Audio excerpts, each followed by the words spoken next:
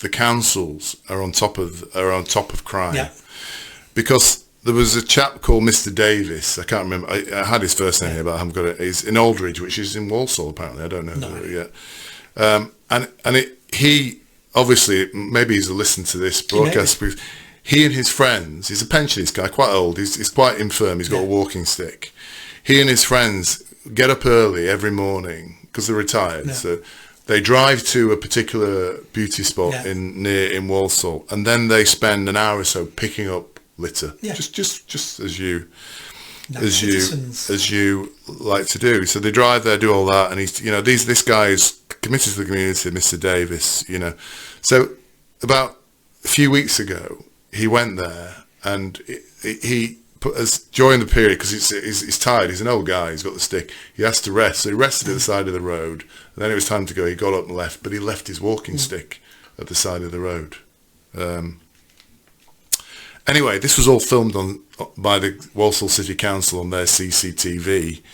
They obviously managed to take a picture of his number plates. So you're looking forward to a heartwarming story now, aren't you? I see where this is going. About a week later, Mr. Davis received in the post a letter fining him £150 for littering from Walsall Council. That, Nick, is how we are tackling crime and all the horrific things that are happening in our country. Two things. The first thing is, when he appeals, it'll be thrown out. As in, it'll be thrown out. Oh no, this is more difficult. He can't appeal because you can only appeal online, and he hasn't got a computer. Right. Well, now this is a national story. Someone would have done it for him. So this is going nowhere. But that's not the problem. The problem is, whoever looked at this CCTV would think a pensioner is littered somewhere with a walking stick. Now, to commit the crime of littering, there has to be intent. There has to be intention of leaving that stuff there because you don't want to dispose of it. Leaving a walking stick, there's no way to prove in a million years the intent there. He's lost his walking stick. He's put it somewhere, forgot it and walked off.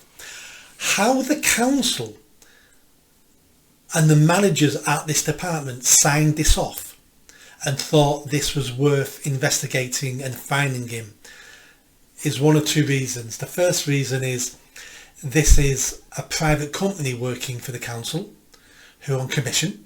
Maybe, I don't know. So they keep, this is what the councils do now. So all the littering fines in Manchester City Centre, private firm, they keep a percentage of how much they fine people. So there's a financial incentive to do that, man.